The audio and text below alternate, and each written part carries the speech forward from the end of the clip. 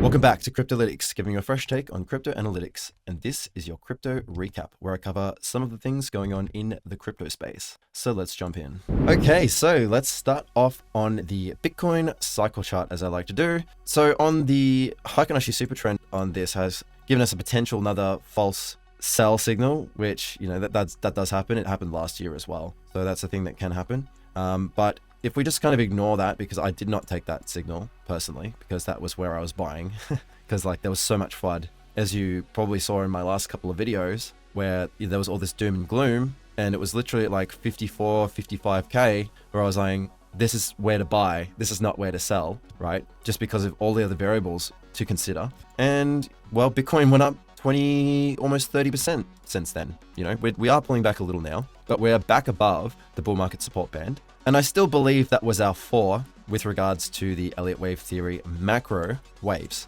So, you know, we came right into this long-term macro support exactly right there as well. And there's a small order block there. This is just based on the weekly. I still believe that was our 4. So I believe that as long as we're above 60K, then whatever happens here, it doesn't matter really all that much. We still are on the path up to 80, 90 to 100K essentially based on this. So that's the trajectory still in play. I think that's still fine. So let's have a quick look now at a couple of things here. So the stochastic RSI is back into the sort of main part of it, and it's already up to the mid-level, surprisingly enough. So that is quite surprising. One thing that I really wanted to pick out though, that I brought up in the last few videos, was the hash ribbon. So the hash ribbons index was in this red zone for a long period of time. We went in a great deal of detail in the last video, but we're back in the green, which means miner capitulation is finally done. It means they've finished upgrading their rigs. They've been switching their machines back on.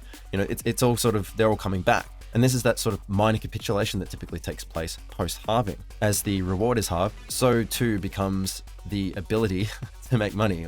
It's essentially halved, or it's severely reduced as a miner. So that's what the post-halving minor capitulation is, and it looks to be like it's finished, it's complete. So if we have a look at the daily, we had like a little bit of a poke back above, and that was when we were at about 65K. But it looks like as of Tuesday last week, we are back. We're back, and the miners are back. They're switching everything back on.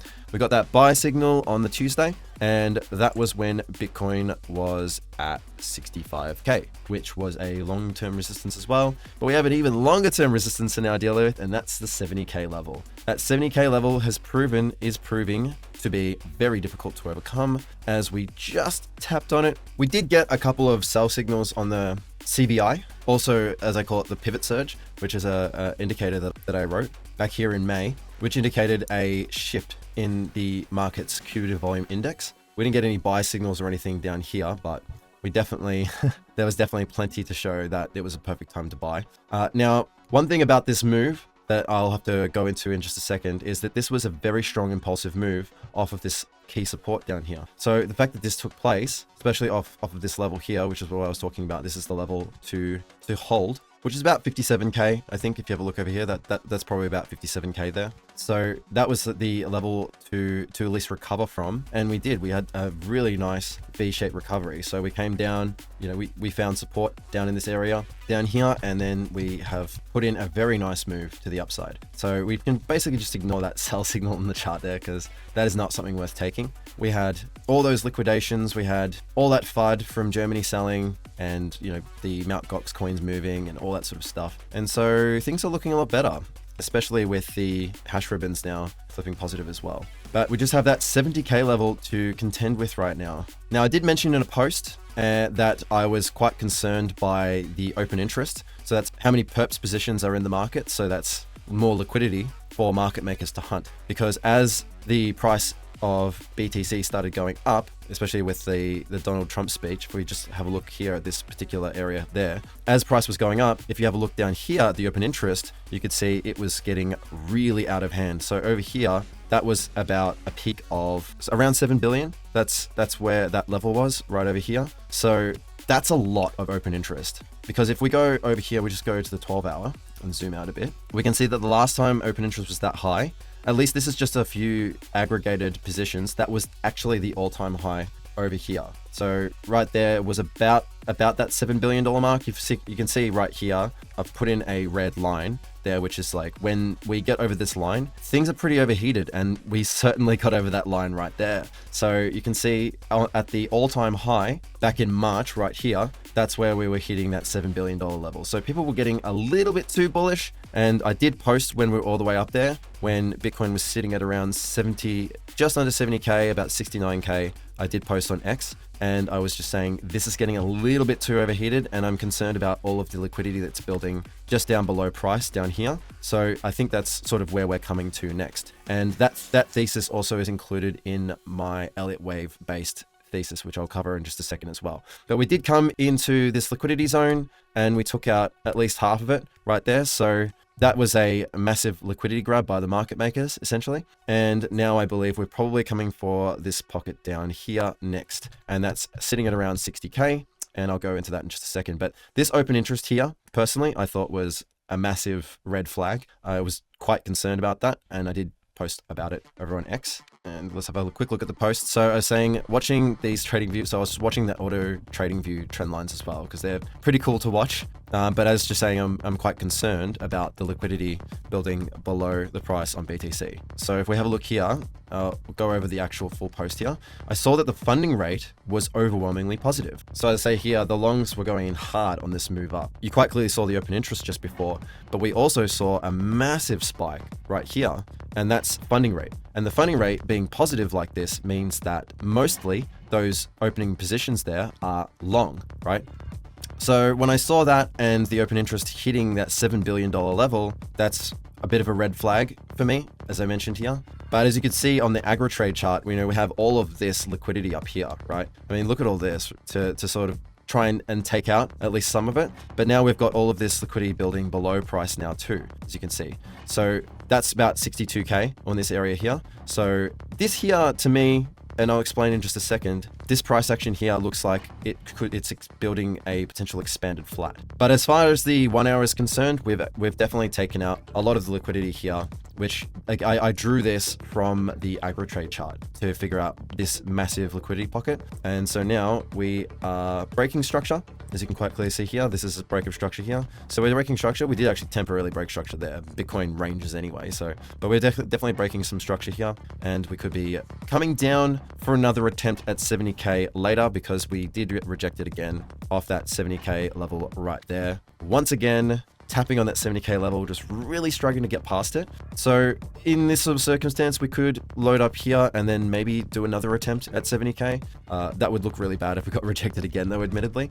I think now probably market makers will probably drive us down to take out some of these levels here, down here, and this liquidity zone, right? So this liquidity zone here, which correlates to a lot. There'll be a lot of stop losses here from people who took longs in this area here, hoping for bullish continuation in the market. So that's between 63 and 60K, or roughly. And as long as we hold above 60K, it doesn't matter what we do, it's still bullish, right? Bullish structure, as we saw in the cycle chart, everything is still bullish structure-wise, right? So as long as we're above even 40, like that's still a bull market technically. But yeah, I'm just keeping an eye on this Fibonacci-based log regression channel here, this log regression channel line, which is sitting at about 61K roughly at the moment. So that's kind of what I'm looking for if we do get a potential pullback here. Now let's go over quickly the Elliot wave lines and go over that. So this is another post that I posted on X, and let's just quickly go over the post first so I can explain my thesis here. So 62K area and then up to take out 70K and beyond. So this is what I posted when Bitcoin was at, as you can see, around 67.7, just about 68K. So we did actually try to take the 70K after I posted this. So we've attempted the 70K and then we've failed it. So now this is even more probable than it was before, I would say. But if we have a look here, we can see that, as I mentioned before, it looks like we are forming an expanded flat, and there are indecision candles forming on the daily. I do love the idea of up only, but I think we might need a slightly deeper correction to push that 70K level. So OI, or open interest, as I mentioned before, was running super high, and then the funding indicated it's mainly longs that are taking up positions, over leveraging and being hyper bullish, maybe a little too prematurely. And I just said, are you prepared for this scenario? The perfect spot to buy dips if this happens. And absolutely, this is one main thing. I'm not bearish, I'm bullish, but what I'm saying is any pullbacks, these are your opportunities. And personally, in terms of my long position on Bitcoin, I repositioned at these levels, and I shaved a lot of profit off my Bitcoin long because I want to load up more on the potential pullback. And an invalidation of this is about 3 days, I would say, closed above the 70K level. And again, as I said, anything above 60K is super bullish. So no issues there, right? And let's have a look at that chart live. So we did have a liquidity zone right here, like a decent liquidity zone right there. So that's been completely taken out. And we also had that other one above, which you could see on the aggro trade chart quite clearly. But we have our Elliot wave counts, and they look pretty clear to me, right? They look pretty clear to me. So I've mentioned this one a few times, so we can just trace it from the top. So we're going to start from May, and we're going to go to where we are today. And so that was our top there at around 71K or thereabouts. You can see that red line there. That's where we start back in May. And so we had our first, second, third, fourth. I've explained why those are the Elliott wave counts for me. And this is based on moving averages and stuff like that, and other things, and impulsive moves versus what looks like corrective moves. So that's how we discern the wave count for this. So we had that completion. We came into this high liquidity zone, as I mentioned in past videos, and also this long-term structural support. And then we bounced off it. And now, I said in the last video, we really need to watch how price action forms in order to work out if this is just a correction for a bigger move down, or if this is us probably finding the bottom right there. And based on this price action here, well, quite clearly, this is incredibly bullish. This is impulsive. So you can see the wave counts here. We got one count here, right there. We've got the 2 count going down there. Then we went up to 3. You can quite clearly see there, 4 and 5. So this is an impulsive move. And this to me indicates we put in an impulsive move, broke past key resistance in that impulsive move, which tells me that down here was in fact the bottom, and it will remain the bottom as long as we stay above the 60K area. So that's the level I'm looking at to make sure that this holds. I would say as long as we stay above this area here, then anything that we get in terms of a pullback is just a consolidation and a correction. Now I've got here on the chart this ABC corrective pattern here. So this is the expanded flat that I was talking about. So you can see that we got a slightly higher high here, and then we were pretty flat there actually, but we got a slightly higher here. You could see the candles. This is the daily chart. You could see the candles here were looking very much like indecision candles, like this one here. That's an indecision doji candle. And we have this big wick to the upside right here with a large body below. So this is also a bearish candle. So we've got indecision. I guess admittedly this was on the weekend, but we've got indecision, and a bearish candle. So this is the other thing that increases the probability of this playing out. And so for me, I'm looking at this support down the bottom here, right there, as a potential point we could pull back to. And we're seeing it happen right now anyway. With regards to this would take out liquidity right here in this area right here. So people will be placing stop losses right there. And also there's a pocket of liquidity, as you saw before on the aggro trade chart, that's formed right in this zone as well. So at the moment, that's what I'm seeing, at least for the Elliott wave count, is that it looks like we're getting a ABC corrective pattern. So I'm expecting that a higher probability chance will actually come down to here. And yeah, as you saw, I posted about that a couple of days ago when we were up here. So, this is not me reacting. It's just that it felt like this pullback here on the A was just a little bit too shallow. Like it probably needed to come down just a little bit more. But now we've got even more liquidity down here. So there's even more of a chance that will come down here. But as you can see, I've got this line going up.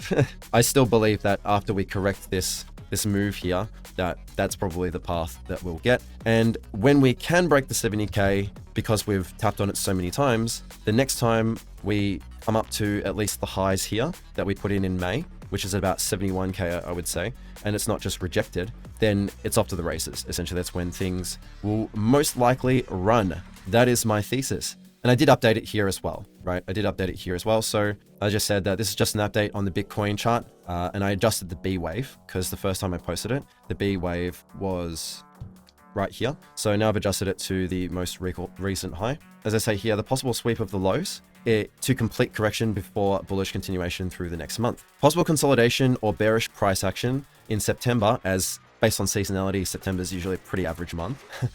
in September with continuation expansion throughout Q4. So yeah, I don't usually like to make predictions, but from what I'm seeing, this could be playing out. We all know based on seasonality as well that, at least with regards to Bitcoin, is more often than not, this phase is a corrective phase and a consolidation and accumulation phase. And then by Q4, we get massive bullish expansion, which is what we're all waiting for and why we're all locked in. But we're just waiting, right? Waiting patiently for that to play out. But there's going to be stuff that happens in the interim, right? But from a macro perspective, you could probably just ignore this and buy every dip, because honestly, that's the best strategy anyway, right? So that's the charting, at least with regards to Bitcoin. We can see we've still got the moving averages below to hold us as support. So if we just have a look here, we've got the 21, which is sitting at 65 right now. So that's a good support. You can see that we've actually reacted off that already. So you can quite clearly see that we've already bounced off that at least one time. We've also got the 50-day, which is sitting at 64.355. So that's our 50-day right there.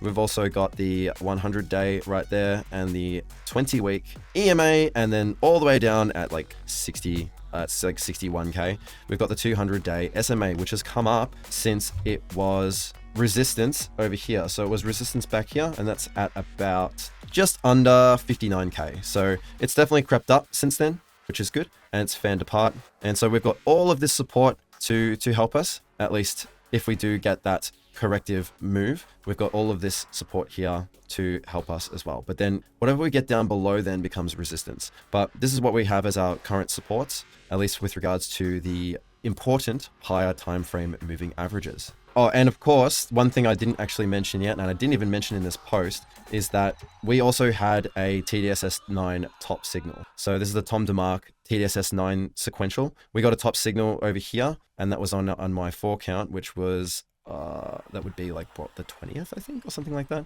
We did get a top signal, which means that, you know, generally when you get these top signals or bottom signals, it's either a reversal or a consolidation period is probable to follow, essentially. So that's why I was just like, cool, well, this makes sense for this to be the 5th wave here and for us to get a period of consolidation potentially within this. So that's what we're getting now, essentially. This kind of most likely will expand into this area and then continue from there. So that's just another confluential piece, if you will. So this is something that I did post. Let's get into a little bit more news related stuff now that we're done with the charts. So one thing I've been following, and I was curious because, you know, if you watch this channel, you know my thesis with regards to the Ethereum ETF has been for some time that it could be a bearish event as the Grayscale trust unwinds. So Grayscale did look into this, and they did some interesting things to try and shore it up. We'll have a look at the flows in just a second to see how that's worked, and we'll have a quick look at the Ethereum chart as well. But Grayscale actually announced before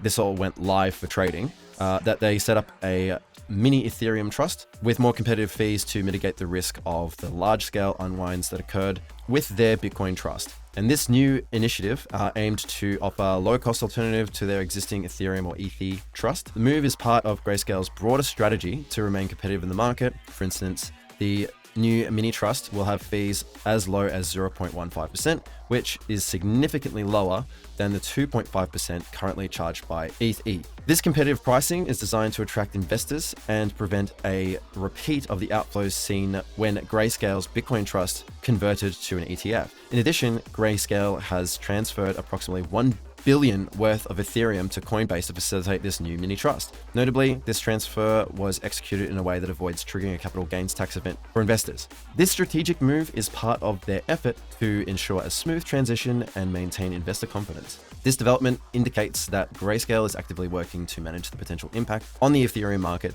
by offering more attractive investment options and mitigating large-scale sell-offs that could depress the price of ETH. So this was a major headwind. So this is something that I wrote. This is just a piece that I wrote and posted on X. And well, let's have a look and see if that actually helped and what the unwind has been like for Grayscale and Ethereum. And as far as I can tell, I think based on current data, it's going to be about 2 months for the Ethereum trust to completely unwind. I think it's a very large percentage as well. Like I think it's 20% or something like that has been already removed from that trust anyway. So, and it took Bitcoin a lot longer to get to where Ethereum is now. So that's actually a positive sign for ETH, I'm going to say. Now let's have a quick look at the Ethereum price action. So we had this massive speculative pump, and that was off our support level, which we came and revisited later anyway. Massive speculative pump, and then that sold off pretty much entirely. And then the Ethereum ETF went live, and then we've had sell pressure quite clearly, and it's making the Hypenashi super trend a bit of a mess.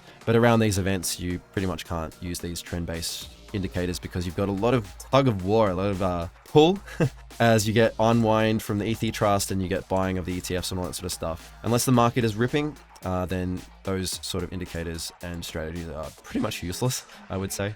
But yeah, we don't have anything too crazy looking for Ethereum. And, you know, I just can't help but to look at the Sol ETH chart, which just looks incredibly bullish and has done so now since, we go back here, probably since back here. So, I mean, this is looking great for the Sol ETH chart, that's for sure.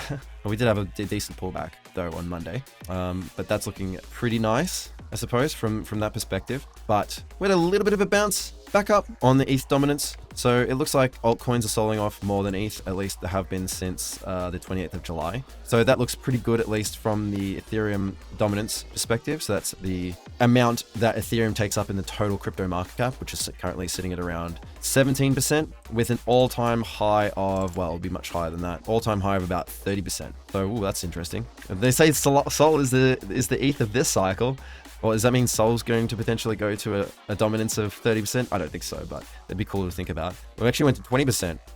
It's been 20% for quite a while. So I won't cover much about Sol in this video. I'm going to do a dedicated Sol video, but if you want to know what my price targets are for Solana, based on this dominance information and where I think the market cap will be, then go and check that one out. That'll come up in the next couple of days. I've got a lot to cover with Sol, but this is just about ETH and Bitcoin for today and the overall crypto market, and I'll cover a bit of politics stuff as well very soon. So unfortunately, that bold report only has the Bitcoin flows, but I did post this on X and I said this is a really cool way to look at the flows, because this shows everything. This shows our Australian market, Canadian market, German market, Hong Kong, all that. This shows everything with regards to Bitcoin. So it'd be cool if we could get this for Ethereum as well. But I just thought I'd show this anyway. This is the bold.report.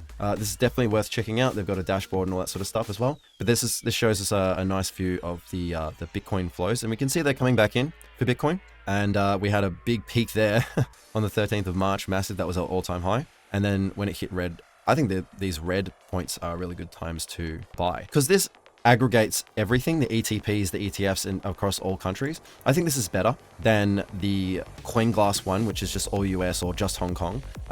So this actually shows more of the outflows globally with regards to the ETFs. So hopefully we get one of these for Ethereum, but in terms of the ETF flows for Bitcoin, we can see they're definitely coming back. But if we have a look at our Ethereum, and this is on CoinGlass, as you can see right here. If we have a look at the Ethereum flows, in terms of the ETHE, it's just been outflows only, right? It's been just mostly, it's all outflows. It's outflowed a total of, as you can see right there, 551,000 Ethereum, which equates to, in US dollar terms, 1.84 billion. And what I say in my last video is that that Ethereum actually has 11 billion in total. So approximately we've had a 16.73% reduction in the ETHE. So that's 1.84 right there, roughly, of 11 billion. So we've had just about 16.73 reduction in not a very long amount of time. It took Bitcoin a lot longer to get that. So that's a positive sign, I would say. But we've got inflows everywhere else, right? We can see based on, this is just the Grayscale mini trust. So that was the one I mentioned before. This has been constant inflows, but it's only 181 million. But you can see they're flowing into the other ETFs as well. But overall, it's still been negative, as you can quite clearly see here.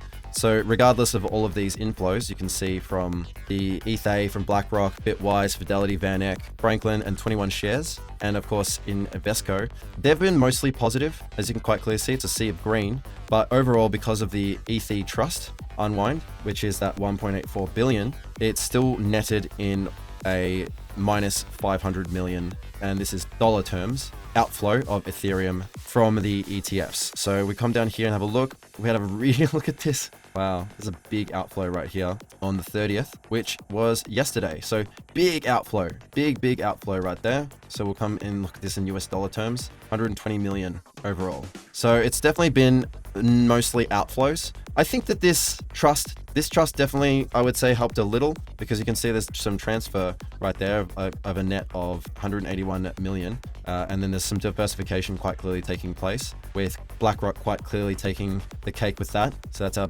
ETHE BlackRock quite clearly taking the mind share of the ETH trust. But yeah, I think it helped. I think it helped what Grayscale did. But 16, almost 17% reduction already in such a short period of time, I think is definitely positive because it took Bitcoin longer to get that. But I mean, this doesn't look too good, at least for now. But I believe that this will probably slow down a lot sooner. So hopefully that will be better for ETH's price going forward once we sort of unwind a lot more of that. But yeah, we're about 17% of the way there. So we'll have to see how this goes. Yesterday was pretty crazy for the outflows for ETH. So that looks pretty savage. But yeah, net, actually, if you have a look here, a lot of the days look to be positive, although the totals don't quite match up. But anyway, you can quite clearly see that it doesn't seem like it's as bad as Bitcoin, apart from this nasty looking thing. This thing, it's pretty crazy. So it's doing okay. I mean, Ethereum, you saw the price of it. It's doing okay at the moment. So still a good time to buy and load up on ETH if that's a trade that you want to take. I think it's still a good time to load up. And I guess my original thesis still remains true that the outflows from the Grayscale ETHE trust will suppress the price of Ethereum when the ETH ETF goes live. So there you go. I guess that was correct. It's a little messy, but you know, if we have a look at some of the potential chart patterns we'd be looking at for ETH right now would be our potential double top. That's one thing, and a falling wedge, which would have an upside target. But I don't look at the targets for these. These are automatic chart patterns on TradingView because I don't think Ethereum's going back to 1526. I mean, that's probably a little bit ludicrous. But those are what we're looking at the moment. We've got the bullish flag, right? So we've got the bullish flag right here with an upside target of about, well, that's pretty crazy, about 6,300 or something like that. And then we've got the falling wedge target, which was actually a lot more believable. And that's sitting at like 4,175. I think we'll tag that at some stage. So that's probably going to be accurate. But now, what I can really see is we can see we're sort of stuck in more of a range than anything else. And if I have a look at my pivot surge, which is we're at support, we bounced out of support, and you can quite clearly see a signal right there and right there. These are our bottom signals. And we also had top signal right there. We had a decent bottom signal there, and we had a top signal there as well. So the pivot surge has been really good in this range. Look at this, like, yeah, imagine like, yeah, just buying here and then selling there and then buying back here and then selling there and then buying back again. It's actually been really good. And even this, right? But this probably would have been like, if you're on leverage, you're like, went down even more. Anyway, so we did get a buy signal in support. I think that support region there is actually pretty solid. So this one right here, which you can see is at around 31.35. Pretty solid, strong support right there. You can see we definitely reacted off it very nicely. So if we do get that C wave completion on the expanded flat on Bitcoin, I think we'll probably come back into this support right here. And we might even come back to maybe the $3,000 level or something like that if we complete that. I'm looking at this as a pretty strong support, and maybe it's a place to load up, I would say, as well. That's kind of the region I'm looking at the moment. And you can see if you look back, there's some confluence there as being a support and resistance in this zone as well. So that's kind of what I'm looking at for ETH. ETH right now is my largest Perps position. And yes, I'm long and I've been holding on to that. So let's see how we go. The Ichimoku trend meter though is a bit bearish, but that's okay because we're in a range. So it's not really a trend. So trend meters don't help too much. We also have this white line here, which is a median line, if you will. So we have a look here. This line here, this white line there, is just the range line, if you will, right? So it's just a range line. So that's our median line. So right now it's acting as resistance. And so we hope that we get back above that and it can form support. So that's the one there, which I can't seem to draw a line of, but I can draw like that. But it's messy anyway. So it's that one. So I think that's enough for ETH at the moment. Stuck in a range, forming a large bull flag. Oh, one thing that I thought was funny, and I did bring this up in a previous video, but there's this website called the Bitcoin Regret Meter. And let's just do an update on that right now. So if Bitcoin didn't sell their holdings, which I think was an average, I think the average was, yeah, right here, you can see. The average was right here, you can see it was about 58.7K was their average sell of their 50K Bitcoin holding, which they have none left now. So that's a headwind gone. Well, now they are down on their sell, $368 million. However, one thing we have to consider is the new sovereign FOMO narrative. So maybe they'll buy that back, right? Because their law stated they had to sell that. And so now they might be like, well, do we want to have fun staying poor or do we want to get back into this? Because especially with some nations potentially building strategic reserves in Bitcoin. Cover more about that in a second. Maybe they'll jump back on the train, but they are now down $368 million. So there you go. That was kind of funny. And a little bit more about that German narrative, right? This is something by Gnarly Quinn, a post. I think it was pretty good. Like, there's always a narrative for every major dip. People freak out and overcorrect. Then leverage traders get wrecked, which, as I showed you before, like is essentially what happened with that. It also goes on the other side with over being overly greedy, but that causes cascading liquidations, and then prices get pushed to oversold territory, which is exactly what we had in my last two videos. Is that video that I did where I was like, it's over, and then I was like, or is it? The reason why I said that is because I saw we were completely oversold and everything was telling me that there was actually a buy signal, and that was at the Pico bottom, right? That was at the Pico bottom. But the fear is almost always the best strategy, and buying hype is almost always the worst, right? So very good point there. The number of no-brainer posts I saw alts were ridiculous. Some of them are down 80 to 95% now. Do we all remember when Sol was under $15 and everything was getting aggressively sold off due to the SEC? You know, looking back, you can see everything was down a lot. You know, we had Sol at $15.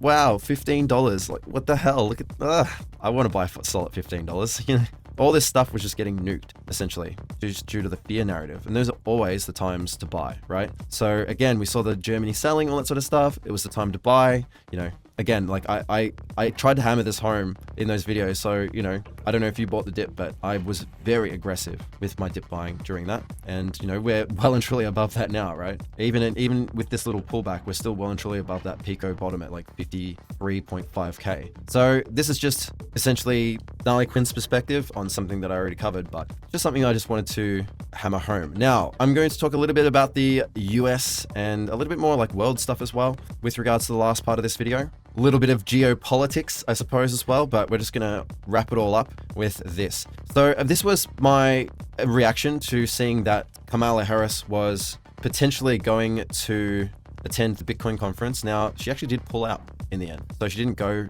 and I'll go into more details why, but this is still my opinion. I think that the days of being adversarial towards crypto are done. Like, if you don't embrace it, you're rejecting an ever-growing technological space and user base. I guess some people on X will be critical of any moves, any positive crypto related moves that the Dems take, but honestly, I just think it makes sense. You know, they'd be shutting yourself off to a massive voter base. But then I guess I got a little bit more bearish when they pulled out of that. And I guess I maybe overreact a little, but I was just like, well, whatever hope I had for the Dems policy towards crypto has been crushed. Kamala Harris has decided not to attend the Bitcoin conference. And I guess my take on that is, so all the people of El Salvador are criminals, apparently. This opinion on Bitcoin is incredibly dated, in my opinion, and has been disproven by now. Cash is used far more for crime than Bitcoin is, obviously, right? And we all know this in the crypto space, but you know, we got to convince the normies, I guess, that this is the case. But definitely a little bit of an overreaction. I mean, we've seen, though, the Dems have had to really pull back some of their incredible hawkishness. We saw on July the 12th that Paxos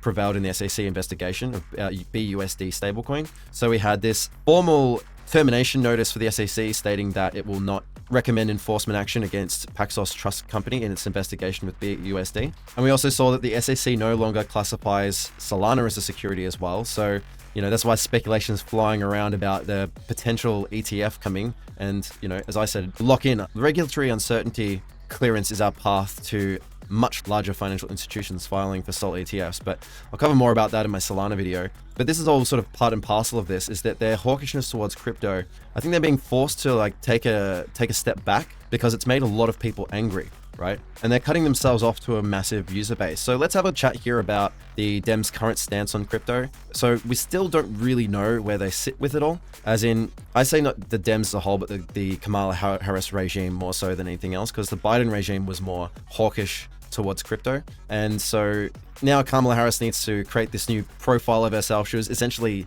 non-existent for the last few years. We don't know much about her at all, but we can look into some of the past and kind of work out where they might start to move towards. So, I mean, this is quite clearly the case here that she hasn't been very vocal on her stance towards cryptocurrency, leading to mixed perceptions within the crypto community. Recently, she chose not to attend the Bitcoin conference, drawing criticism from the industry figures who view her and the current administration's approach as unfavorable to crypto. And we can tell that by what Gary Gensler's been up to for the last couple of years, essentially. And I think that was in the wake of FTX. I think they felt like they really blundered that. And so they went from being kind of a bit more hands-off to being way more hands-on. But that was by David Bailey. So when I say like unconfirmed, I mean, that's what he said. That's the CEO of Bitcoin Magazine. It was alleged that Harris privately referred to Bitcoin as money for criminals, indicating a potential negative perception towards the industry. So one thing to consider here is that with regards to Harris's background, so Harris's background in consumer protection and regulation suggests to me she might advocate for a clear and balanced crypto regulations if elected. The Biden administration has shown a cautious approach towards cryptocurrency, with significant regulatory actions taken by agencies like the SEC, as I mentioned, and that's quite clearly the case. We all know that in the crypto space. So the Republican stance is clear. So Republicans, including Donald Trump, have expressed support for crypto with some suggestions that creation of a Bitcoin strategic reserve, where it was mentioned by Senator Loomis at the Bitcoin Nashville conference that they would like to get the Bitcoin reserves up to very similar to what the gold reserves are like. So at least within the crypto space, I think that it's pretty much leaning towards the Republican side. I think that seems to be the prevailing narrative here, and where I'm seeing the puck is kind of moving to. So like a Republican administration might adopt a more hands-off approach, perceiving as more favorable by the crypto community due to less restrictive regulation. There's one thing that I do have to bring up, and I don't know if you really care about this or not, but this is something that I care about, and that's the environmental concerns of Republican policies. So Republican policies are often seen as less favorable for environmental protection, prioritizing economic growth and deregulation. For those who value strong environmental policies, this trade-off can be significant, considering the broader implications of a Republican administration. So I think that's just like one thing that at least I've got in consideration is like, as much as I want my bags to be pumped, I also am concerned about the Republicans' stance towards environmental policy. So that's one thing that I'm thinking of. At least, you know, I'm not an American citizen, so these are sort of the two key things that I care about. So I don't know if you care about this, but if you do, then there you go. That's something to consider as well, and why we really need to watch and see what the Dems do going forward. But yeah, I do think that we really do have to consider Kamala Harris's background here, including her time as the Attorney General in California, which means that I'd say she would show more of an inclination towards regulation and consumer protection. And I think that would probably influence her approach towards cryptocurrency as a whole, which makes sense. My thinking here is that she might advocate for clear and balanced crypto regulations if elected, rather than the Republican stance, which is probably a bit more hands-off, and also, well, let's just like buy lots of Bitcoin and crypto, right? So now let's just think about like, so I know it's the US election year, but let's think about the US election and its effects on the global economy and the world as a whole, right? So these are the sort of global implications as far as I'm concerned of if it goes to Republican or Democrat. So the Republican Party is generally more hawkish towards China, whereas the Democratic Party is more hawkish towards Russia, right? So a Republican win could shift focus towards China, potentially ending the war in Ukraine, which is also viewed as by some as a NATO proxy war, for example, which means that if the Republicans get in, then, well, they'll probably pull the plug on that and start to focus on tariffs towards China and being a lot more hawkish towards China, essentially, is my thinking on this. Russia is actually exploring the legalization of cross-border cryptocurrency transactions to bypass Western sanctions, potentially increasing crypto adoption in the East. So China is also showing, as I showed in my last video as well, signs of becoming more favorable towards Bitcoin. So that's a big one as well, right? So which could lead to greater adoption within the BRICS countries. So that's Brazil, Russia, India, China, and South Africa. Plus. I mean, it's ever expanding, right? So I think this is actually this is a key thing right here. And if we see that shift towards China hawkishness, then I think we'll probably see China and Russia grow even stronger together. And if they because they can't use the SWIFT system, right? Because Russia got banned from using it. And I think they started kind of using the Chinese system. But crypto is this thing that's kind of perfect for this as well. So a pivot to the Republican Party means pivot to being anti-China. So we could probably see a lot more of that. And as we're well aware, we've all spoken about de-dollarization and the petrodollar and all that sort of stuff. But a rise of the multipolar world and the global south, and with this added paradigm of Russia and China becoming a lot more bullish, or dovish, I should say, towards crypto and Bitcoin, is that, this is definitely something worth considering, is the rise of a multipolar world where BRICS countries and the Global South play a more prominent role on the global stage, could significantly impact the adoption of cryptocurrencies, as these countries face heavy sanctions from the collective West. They may increasingly turn to crypto to bypass economic restrictions and maintain financial sovereignty. Russia is already moving to legalize cross-border crypto transactions, as I mentioned, which could set a precedent for other BRICS nations.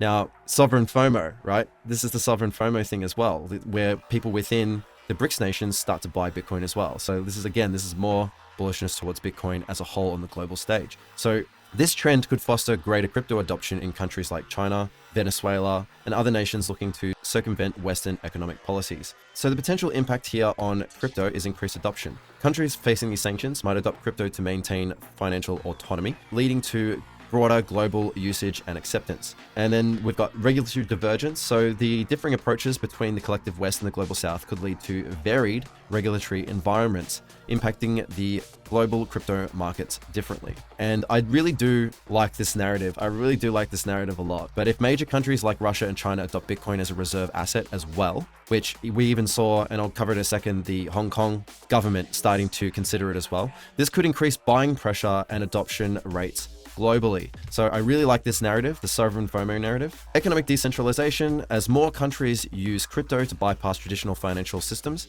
we could see a shift towards more decentralized global economy. If you heard this, you'd be like, nah, there's no way. Governments are controlling, they only want more control, right? But we don't know. We'll have to see what comes of it. But reducing the influence of the dominant financial institutions. So it's definitely something worth considering. And here we go. We've got Johnny Ng, I believe. Yeah, Johnny Ng is looking to possibly add Bitcoin to Hong Kong's financial reserves with the goal of repositioning its area as a pioneer in Bitcoin and Web3 technology. Look at that. Johnny Ng there, right there.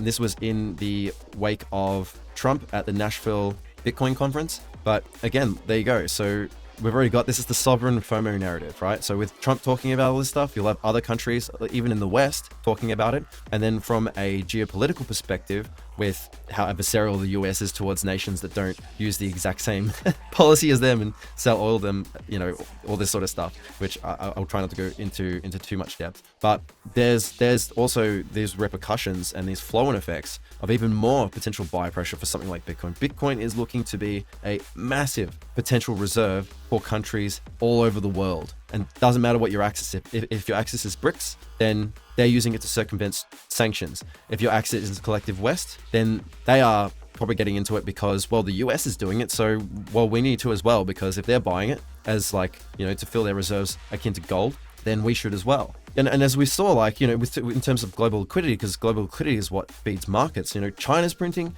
USA is printing, there's fresh liquidity for bullish risk assets. I mean, we've got the People's Bank of China starting to inject liquidity, and banks also in China are investing huge money in Hong Kong's Bitcoin and crypto companies. So not just the ETF, but actual companies themselves. So we've got that as well as more liquidity coming into the Chinese market, but the US is as well, right? This is the US liquidity index. And we can see as an oscillator, we're coming back into printing, which means more liquidity. So it doesn't matter what side you're on. You can be, on the West, or you can be on the East, or wherever you sit. There are narratives that are formulating to create this massive bullish catalyst for us in crypto. That's a thing, right? So all the crazy politics aside, this is all incredibly bullish for us within the crypto space. So I think that's probably enough for today's video. Hopefully you found it helpful. And if you did, then please give the video a like and subscribe to the channel if you want more content like this. And go follow me on X if you want all of this alpha in real time before I can do a video on it. Yes, it's been a while since I've done a video, and yes, my apologies for that. I've just been very busy and I was sick all of last week. And so I didn't want to be all gross on camera. But yeah, and then leave a comment down below and tell me what you thought of today's video. And I'll be doing a Solana video very shortly. So much news to cover on Solana as always. And hopefully I'll see you on that video. And if not, I'll see you where I see you. I'll see you when I'm looking at you. So keep safe out there. This is Kryptolytix signing out. Have a good one.